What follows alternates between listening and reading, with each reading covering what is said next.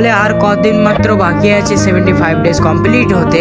সব ভালো তো? আসসালামু আলাইকুম। তো আজকে হচ্ছে আমার 75 হার্ট চ্যালেঞ্জের ডে 62। হোটেলে এসে দেখছি আফতাব আগাকে বসে বসে মোবাইল ঘাটছে, এই জন্য ওকে একটু রাখিয়ে দিলাম। সকাল সকাল রাখিয়ে দিতে খুব ভালোই লাগে ভাই, আফতাবের পেছনে লাগতে। আমি তারপর কাজে চলে গেলাম, কাজ করে চলে আসলাম হচ্ছে থেকে বাইরে চেয়ার গুলো সব বার করেছিলাম সেগুলো সাজাতে। আর এটা হচ্ছে আজকের ওয়েদার, বাজে প্রায় 1টা, এই জন্য স্টাফের খানাটা একটু আমিই লাগিয়ে দিলাম 70 ফুড পাউন্ড গুলো রেডি করে দেওয়ার জন্য। রাত্রের বেলা এগুলো অনেক খোঁজাখুঁজি করতাম হচ্ছে খেতে ভাই। স্টাফের খানা দেখতে হচ্ছে অনেকটাই সুন্দর। তারপরে আমি বাইরে সিকিউরিটি গার্ডের কাছে চলে আসলাম, কারণ এখানে আমরা এন্ট্রি করে যাই। আমি যেহেতু আমার শরীর খারাপ ছিল, আমার জন্য কদিন কি প্রেজেন্ট লেগেছে না অ্যাবসেন্ট লেগেছে সেগুলো চেক করার জন্য আমি ভাই তাকে খোঁজাখুঁজি করাচ্ছিলাম। দেখতে দেখতে 4:30 বেজে গেল, যেহেতু শীতের বেলা একটু তাড়াতাড়ি কাটে। আর এদিকে আমি একটা স্টাফের সাথে লিফট নিয়ে নিলাম ভাই রুমে যাওয়ার জন্য। একটু আজকে কষ্ট কম হবে আমার হেঁটে যেতে। ওখানে এই বলছিল ভাই, পেছনে পাল্লাপাল্লি লড়ছিল, আমাদের সাথে রেস লড়ছিল অ্যাকচুয়ালি। কোথায় স্কুটি আর কোথায় পালসার ভাই, ওদের মনে হয় 19-20 ফারাক লাগছিল, এই জন্য ওরা রেস লড়ার জন্য ভাই উঠতে উপরে লেগেছিল। এখনো পর্যন্ত তোমরা যারা আমার ভিডিও দেখছো তোমাদের সবাইকে অনেক অনেক ধন্যবাদ। অবশ্যই একটা করে লাইক দিয়ে সহযোগিতার হাত বাড়িয়ে দিও। ওকে ড্রপ করে চলে গেল হচ্ছে পেট্রোল পাম্পে সে তেল ভরতে, আর আমি চলে আসলাম হচ্ছে একটু গোপদারি সেভ করতে আর চুলটাকে একটু কাটাতে। ম্যানেজার বলছিল কদিন ধরে।